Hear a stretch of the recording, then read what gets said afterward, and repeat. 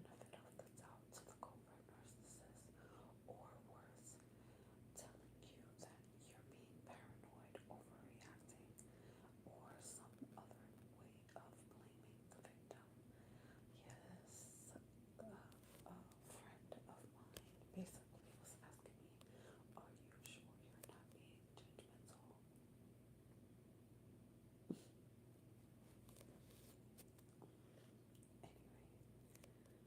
Anyway, victim, blaming the victim.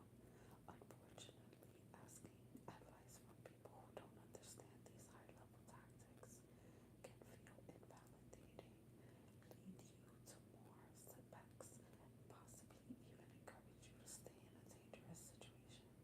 It's terrifying when every part of your intuition is telling you something is really wrong, but the covert narcissist and everyone else are telling you that things are fine and implying that maybe you are the problem.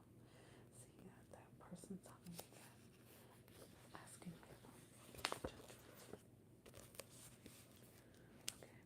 survivors of covert narcissists need to know that they are not crazy. This is the primary concern I hear from clients who were with covert types of abusers. Reading this book will give you that validation. The recovery of self-trust after abuse by a covert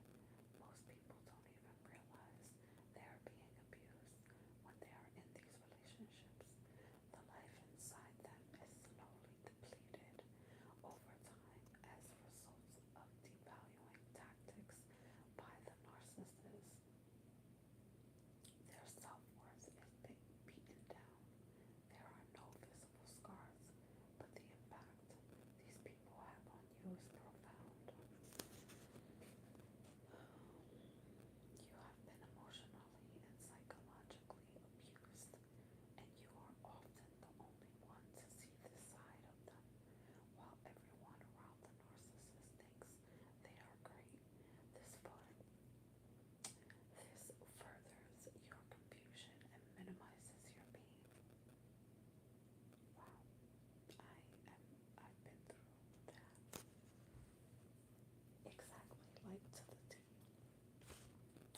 One reason covert narcissists are so damaging is because of cognitive dissonance. This is when you have two competing thoughts in your mind. You love your mom, spouse, boyfriend, or girlfriend, and thought that they loved you the same. Yet when you look back, their behaviors make you question your beliefs about them. As you reflect, you begin to wonder, could this person really have been controlling and manipulating me for years and I didn't see it? Or were things really my fault and I'm just over traumatizing my experience? You have a solid belief that has formed over years that this is a good person who cares about you, and at the same time, they are being incredibly cruel and controlling. The cognitive dissonance is dizzying and crazy making. The overt types of narcissists are obvious in you raise people. They will let others know how great they are. When their mask comes off, others around them roll their eyes and say, oh yeah, he's so terrible. On the other hand, covert narcissists tend to be well liked. They are charming and kind. They appear humble and empathetic. Wow, that is annoying to hear because that's so true. They can be good listeners and appear to really care. You can feel incredibly loved by them. They simultaneously make you feel terrible about yourself. They use cloaked tactics that you don't see for years.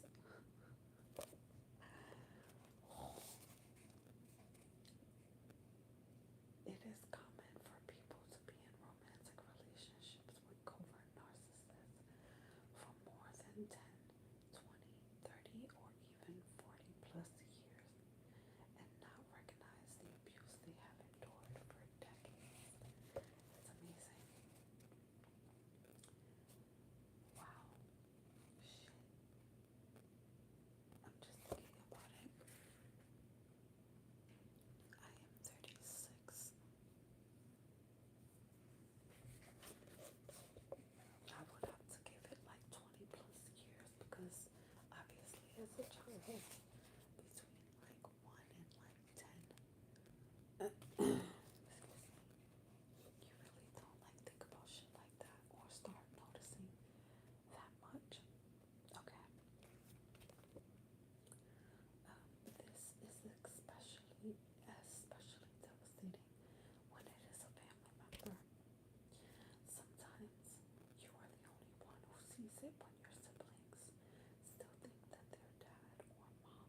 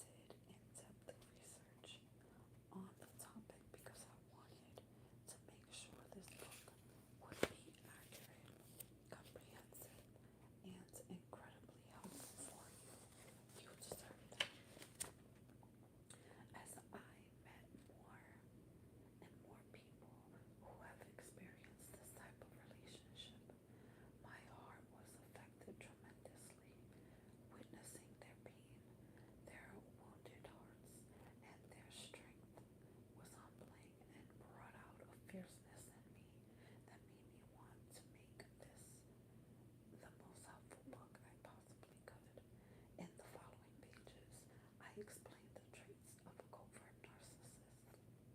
I share lots of stories from people I've interviewed to illustrate the traits.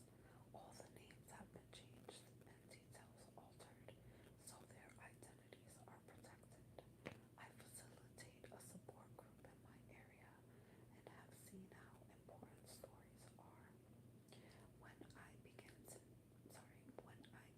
meetings, I often ask what they are hoping to get out of this evening. The people say stories. I need to hear stories so I know I'm not crazy. Shit.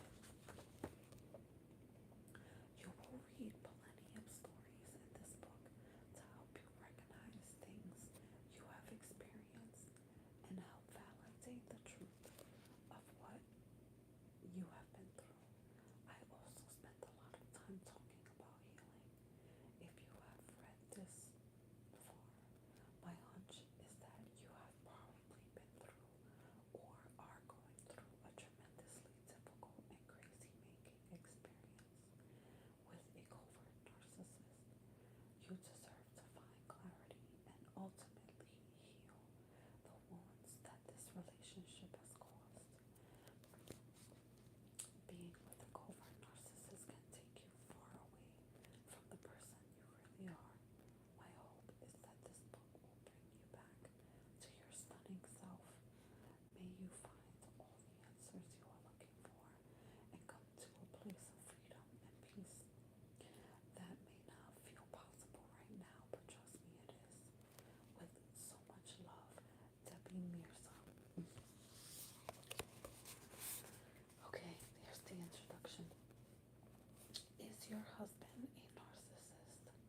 No, I would never use that word to describe him. He's the nicest guy. Everybody loves him. You would love him if you met him. Yes, that's why. Yes, that's what they are like. The divorce attorney saw Amy's confused face, walked closer to her, and said with concern, I am seeing a lot of classic signs, Amy. I suggest when you get home, you get a hold of as much information as you can about narcissists because you need to know what you are dealing with. Amy left the appointment in a daze. Narcissist. That was the last word she would have used to describe her husband of more than 30 years. She had always seen him as kind. She had always seen him as someone as kind, someone she respected. Their relationship wasn't perfect,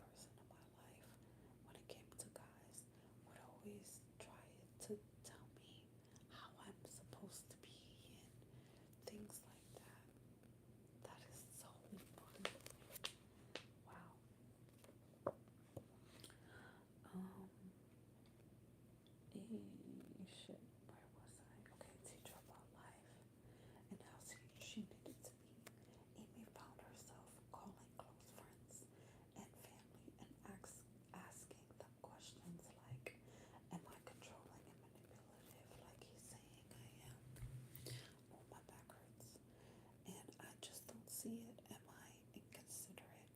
Maybe I've been selfish. I can't think clearly. I can't even see what is true about me anymore.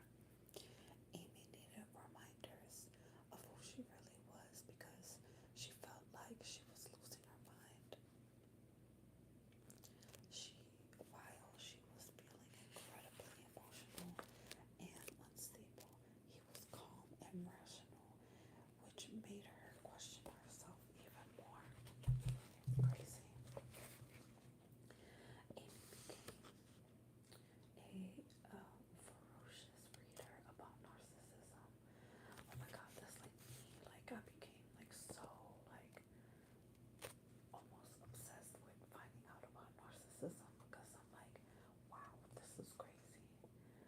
She also went to a therapist who was an expert on the subject. The therapist asked odd questions like, did your husband forget things a lot? Like when you would ask him to pick up some apples while he was at the store? Yes, about 70% of the time. When he would go to a coffee shop, I would ask if he could get me some water while he was in there. He would happily say sure. About 7 out of 10 times, he would come back to the car with no water and say, oh, I'm so sorry. I totally forgot. He seemed like he felt bad each time. I would always tell him it was okay. I felt frustrated and confused because it happened so often. But I didn't feel like it was okay for me to be upset because it was an honest mistake. Is this common with narcissists? Yes, very. Did he ever go back and get you your water? No, never. I never thought about that. What about your birthdays? Oh shit. The therapist asks, what were those like with him? They were very awful. But the thing is, I can't tell you exactly why. Amy's face scrunched up in confusion. He wasn't mean to me. He always brought me gifts, sometimes took me out to dinner. For some reason, though, I ended up crying on my birthday and apologizing to him for something. I don't even remember why now. Maybe not being appreciative enough. He would say he would buy me things, but many times they were things I didn't want. Then he would, then he would tell me a long story about how he found this gift and all the thought and effort that went into it. And I would feel like I needed to have a big reaction, even though it was something I never would have wanted. Then I'd feel bad because I was being shallow and not grateful. That's a great setup, isn't it? Birthdays were always disappointing, and I was glad when they were over. That's really shitty. Like, I feel like anybody who ruins your birthday really should not be in your life. Why do I feel like I have something on my face?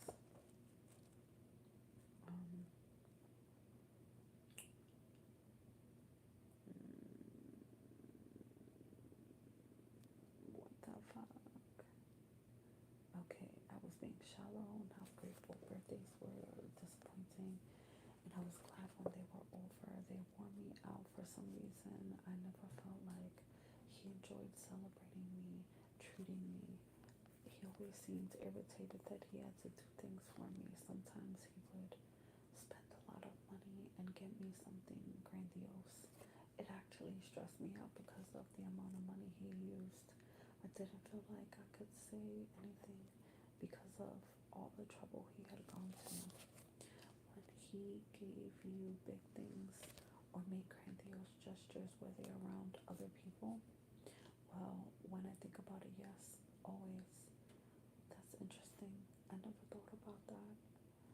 I don't remember any private moments where he would give me something special that showed me that showed me how well he knew me and how much he loved me. I didn't feel loved on my birthdays. Looking back, with each question, Amy realized she must learn more.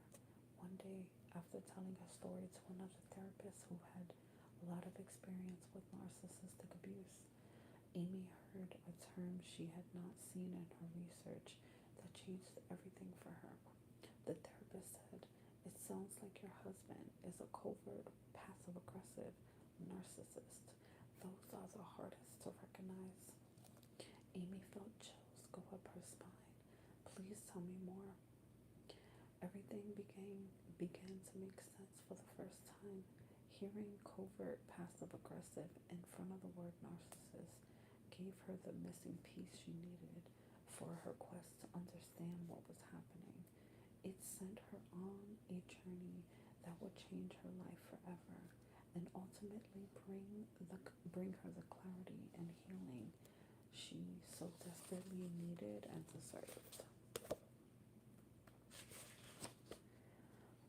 Amy now leads men and women through different healing modalities for narcissism in the mountains of Peru, and feels tremendously fulfilled and happy. Years ago, when she first discovered the truth of her marriage, she never would have imagined she would someday feel so free and happy. She now has a glow about her that inspires others and gives them hope. She knows who she is, and she has learned to trust herself implicitly. I love that. Amy was one of the women I interviewed as part of my research for this book. Her story reflects what I heard from so many who have experienced a relationship with a covert narcissist. If you are reading this, I imagine you might relate to the part of Amy's story, maybe even a lot of it. Hold on. Relate to part of her story. Maybe even a lot of it.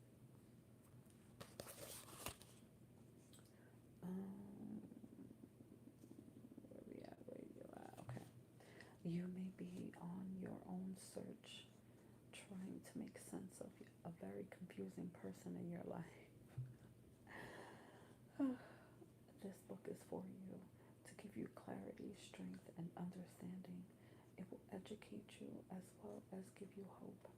The word narcissist is thrown around a lot and grossly misused. He's so narcissistic. Oh yeah, I was with a narcissist too. People often use this word to describe someone who is selfish and arrogant. The true definition goes much deeper, and when the word is so carelessly used, it diminishes the painful reality of victims of true narcissists. Someone who has experienced a true narcissist would never toss the word around so lightly. We tend to label people a lot, and that can be destructive, but in this case, the label is important. When victims are looking for answers and they finally discover their partner or parent or co-worker might be a covert narcissist, so many things begin to make sense.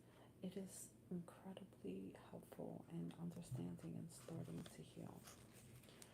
I was talking about healing and restoration to one survivor I interviewed. Through tears, she looked at me, her voice shaking. She asked, "Do you think it's even possible?" It is for this woman and so many others like her that I have written this book. Profound healing and freedom are absolutely possible. It's possible. I, along with so many others, am proof of this. There is hope. The healing you will experience is profound, and you will bring and will bring you to a strong place inside yourself.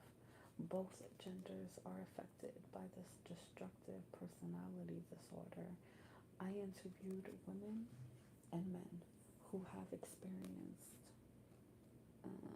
this abuse. Most people have struggled to describe the relationship There was a perpetual confused look on each face. This is common. It can be difficult to explain because the abuse is so hidden and subtle. They weren't yelled at or physically abused. There were no visible scars. Yet the impact it makes on the psyche is profound. Like the people I interviewed, I have also experienced the covert narcissist. Several, actually. I know what it's like to be subtly abused for a long time without recognizing it. I also know what it's like trying to find information on the covert type. You think you are on the right track after discovering narcissistic personality disorder, but then you read things that are not completely what you experience. That's crazy because that's kind of like how it started for me too. Like, I didn't know that there were so many different types of narcissists. It's so crazy how many there are. You read about aggressive behavior, physical abuse, dramatic stories of deception, and you think maybe you are off track. Your story doesn't appear that bad compared to what you are reading, which then diminishes your own pain and adds to your confusion. That's why I felt it was so important for me to write this book and put everything I had learned into one place. Many people who go to therapy to get help because they are depressed, low on energy, experiencing low self-esteem, feeling a lot of anxiety and confused, have no idea that the cause of their issue is an abusive relationship. Whether that is with a romantic partner, a parent, or someone at work, or other family member.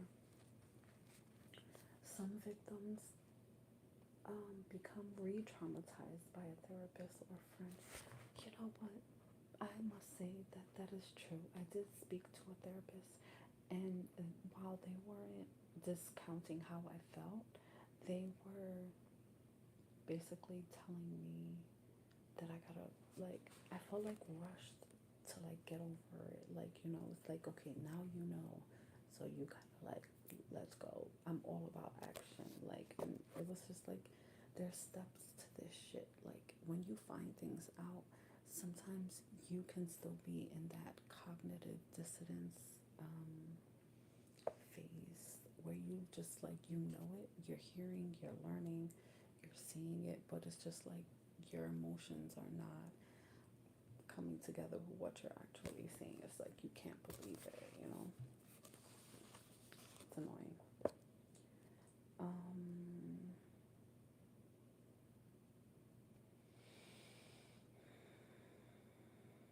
Okay, only the overt type is taught in higher education, so most don't recognize the signs and traits.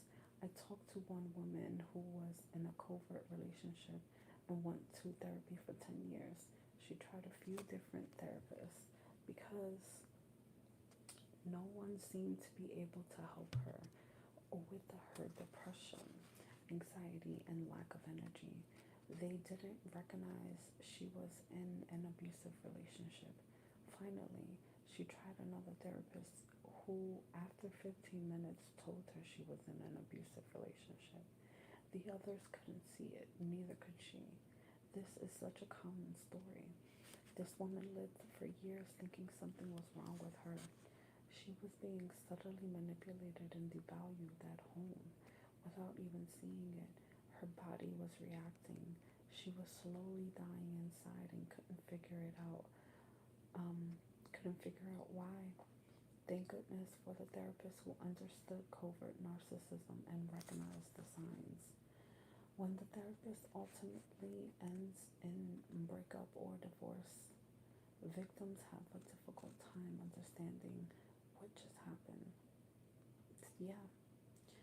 When a relationship with a covert narcissist ends, it is sudden and painful. It can look like a normal divorce, but it is not even close. Well-meaning friends and family often wonder why it is so hard for you to get past the partner, or why you have no desire to date anyone, why it's taking so long to recover and get back out there. Get back. Sorry, I just made words up because that's not what it says. And get back to the way you used to be. Breakups are a part of life, but this type of breakup is a whole other animal. This the only type. I'm sorry. Why can't I read right now? The only people who can fully understand what you are going through are those who have gone through it themselves. You might be wondering whether you are on the right track when you picked up this book.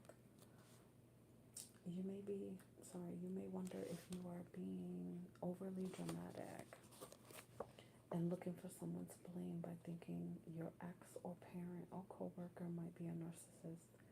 Here's the thing, I am sure the narcissist in your life has given you the opposite message about yourself. But the truth is, some of the smartest people I've met are people who have been in relationships with covert narcissists. A helpful thing to notice while you are trying to find answers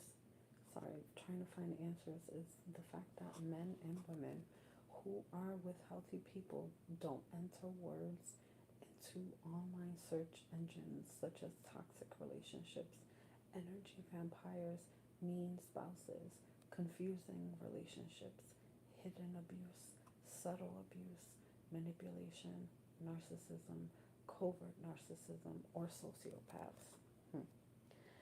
The same is true for people who are going through a divorce or a breakup where they just realized they weren't a good match, or they fell out of love, or they find themselves wanting other things.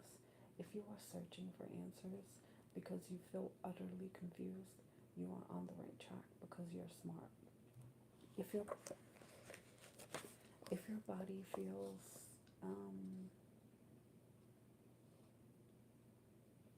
if your body feels weak and flustered around someone, it knows something is not right. Wow. Trust your gut, your intuition, how your body feels. There is nothing wrong with you. You know more than you probably give yourself credit for. You are a brilliant individual who has been beaten down, lied to, and manipulated. So you naturally have a lot of self-doubt. That is normal and completely understandable. What you have been through is not a small thing. There are several types of narcissists. The covert narcissist is one of the most destructive to the heart, psyche, and physical body because you are usually, wow, the only one who sees it. People who know the narcissist in your life probably think they are one of the nicest people they've ever met, and often wish they could be as lucky as you to have a mom, dad, wife, husband, boyfriend, boss, or friend like you do. I had a situation like that happen not too long ago where um, the narcissist did something which was irritating, but they told somebody something like, oh, that's my sister. This is for her best interest, basically. I love her and all of that. I know the truth. There might be love, but you don't like me. There's ulterior motives. And the person was just like, oh, but that's, your family member and they love you. And I'm just like, bro, if you only knew. Okay, so, and did I fuck up? Okay, the way you feel, sorry, they feel the same way you did, maybe for a long time, about the covert narcissist in your life. They have witnessed the same illusion, but have not yet identified the truth. The more my own eyes began to open, the more overwhelming grief and anger I felt. With time, education, and support, this awakening turned into a growing strength and hope inside of me. This will happen for you too.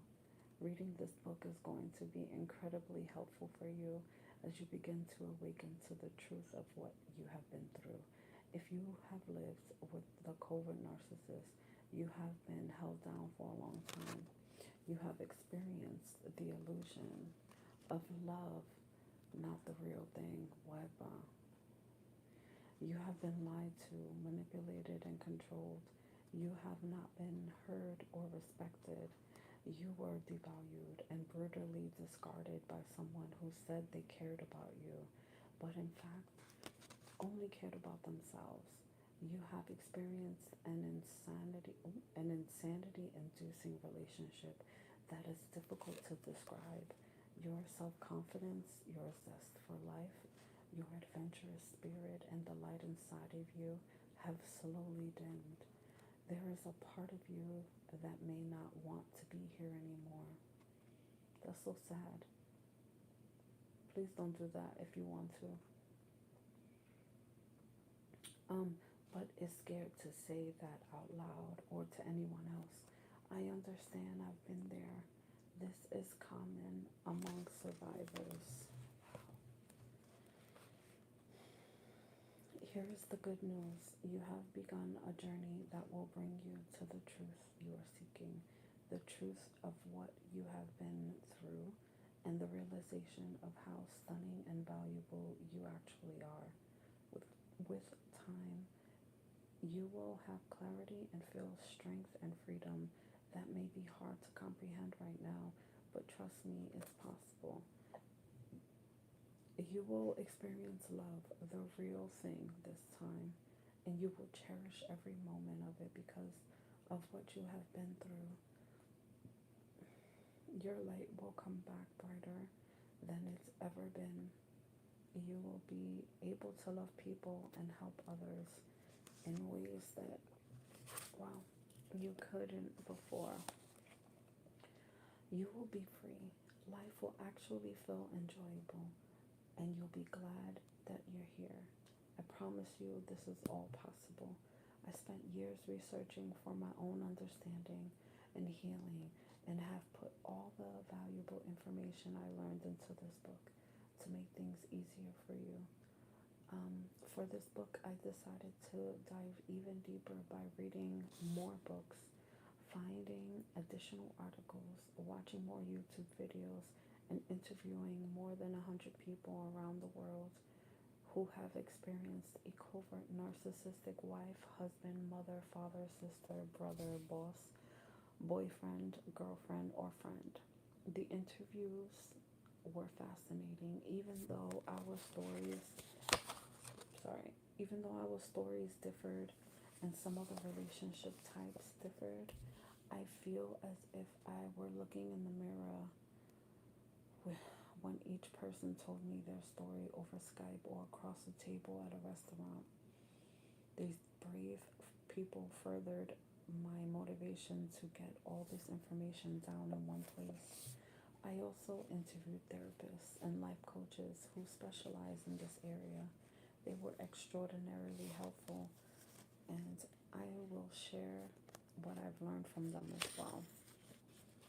At the end of this book, I include a list of helpful resources for you to further study if you'd like. This can feel like a lonely road because often you are the only one who ever sees this side of the narcissist. To give you a sense of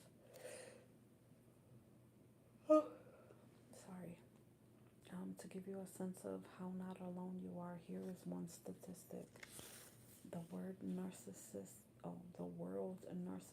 Abuse Awareness Day website estimates over 158 million people in the U.S. alone are abused by a person with either narcissistic personality disorder or antisocial personality disorder. The two have similar traits. Wow, that's pretty fucking high. This is a massive problem that seems to be growing. One therapist I interviewed said she didn't know what was happening. But every person who walked through her door in the past couple of years is dealing with narcissistic abuse. Her appointments are constantly booked. Wow. You are definitely not alone. Meeting the people I've interviewed has made me discover a world out there that I didn't know existed. When survivors find each other, there is an immediate connection, a feeling of safety, of understanding. We find ourselves enthusiastically nodding with relief when we hear each other's stories. My intention for this book is to provide you with a tremendous amount of information, including different things you can do to heal. I will be using 3 different terms when referring to a person who has experienced covert narcissistic abuse and would like to explain my thoughts behind them. If you have been the recipient of this behavior, you were a target and a victim, and you are a survivor. The word victim can elicit reactions in people because we are warned against having a victim mentality. The truth is, you were a victim. This doesn't mean that this needs to be a cloud that follows you the rest of your life. You were a person who was harmed. That is the difference. That is the definition of a victim. You were also a target. As hard as this is to believe and accept, covert narcissists seek out certain types of people. They look for people who are kind, authentic, self-reflective, nurturing, loving, and caring people with a conscience. They look for energy. They look for energy supplies. Without these attributes, the narcissist has no use for you, as their manipulative tactics wouldn't work. You are also a survivor. You experienced subtle manipulative abuse, and you are still here. You're still here, damn it. Many people come out of these relationships not wanting to be here anymore after years of being emotionally beaten down. So the fact that you are still here, getting up every morning, is something to be recognized and commended. You are a survivor. You are stronger than you know. My hope is that this book will bring you the clarity and understanding you want and need. Welcome to the beginning of your freedom. Ooh, that's exciting. Alrighty, chapter 1. I made it to chapter 1. I am thinking, let's see. Okay, chapter 1. What is a covert narcissist? Covert passive-aggressive narcissist. There are several types of narcissists. If you search for types of narcissists on the internet, you will find countless articles listing many types and subtypes. Some are classified as overt, covert, somatic, cerebral, parasitic, and boomerang. What the fuck? I don't even think I've heard of these. I'm just learning now about the vulnerable narcissist. That is so annoying. But anyway, all narcissists have the same core traits. The official list of these traits is found in the Diagnostic and Statistical Manual of Mental Disorders, 4th edition, DSM-4. Mental health professionals use this manual when diagnosing patients. According to the DSM-4, a patient must have at least 5 of the following traits to be diagnosed as having narcissistic personality disorder. So I just want to say one thing about the whole people getting really bent out of shape about you not being diagnosed as a narcissist, or a person. You can't call a person a narcissist if they were not diagnosed. That's bullshit. That's bullshit, because a psychologist herself said that it's not a disorder, it's a personality choice. This is a choice. They choose this way because when things are brought to their attention, they don't change their actions. Like, so this book is saying that it's a disorder, but it's not a disorder. Well, it's a choice. It's a personality choice. Okay, so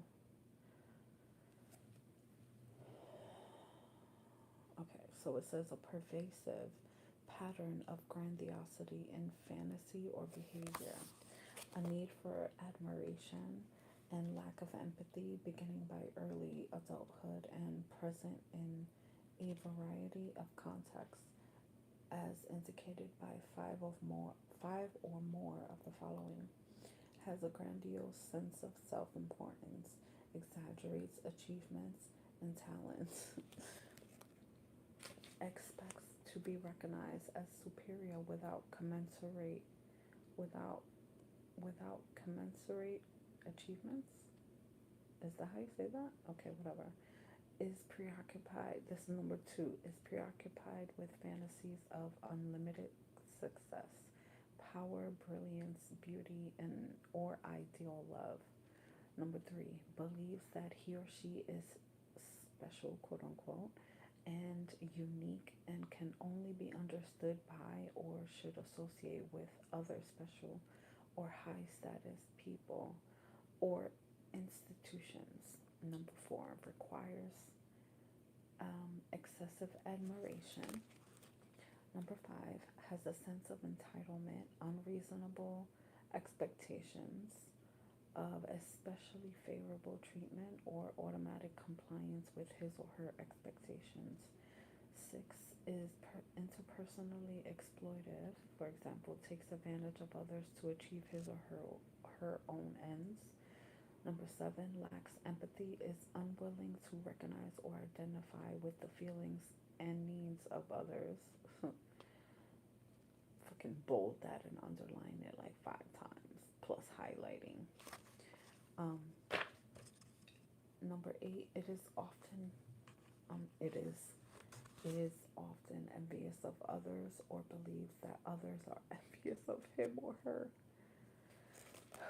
Number 9, shows arrogant, haughty behaviors or attitudes.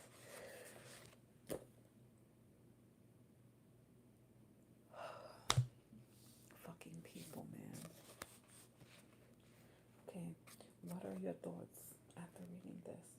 You might look at these and see how they fit perfectly the person in your life who you think may be a narcissist.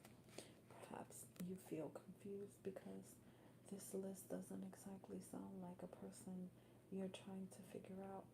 Maybe 1 or 2 traits match.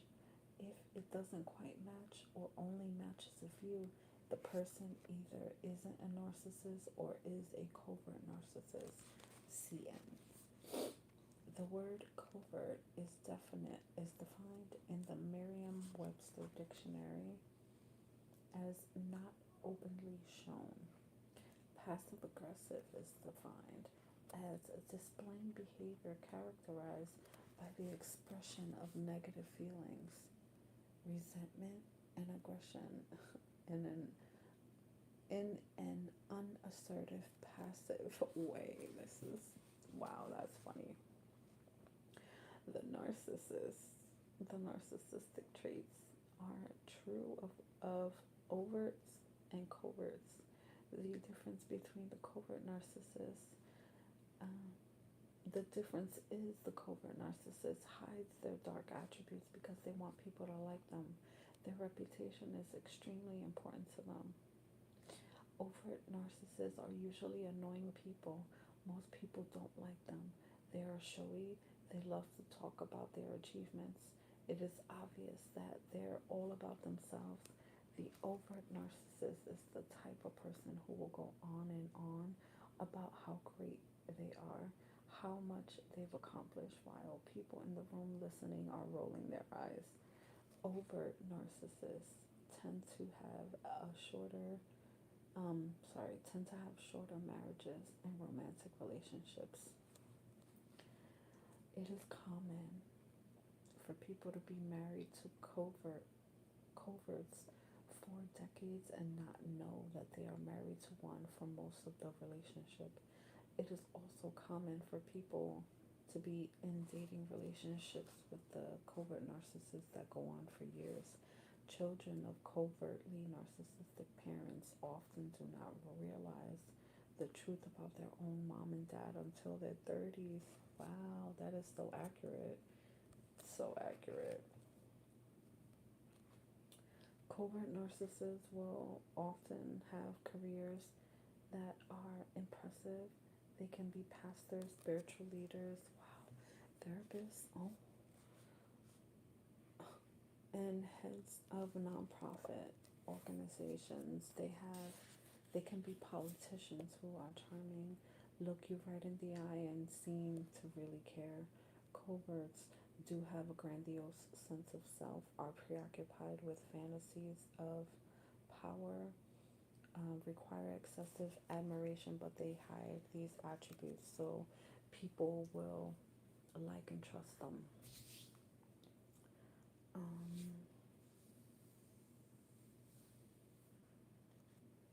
What the fuck?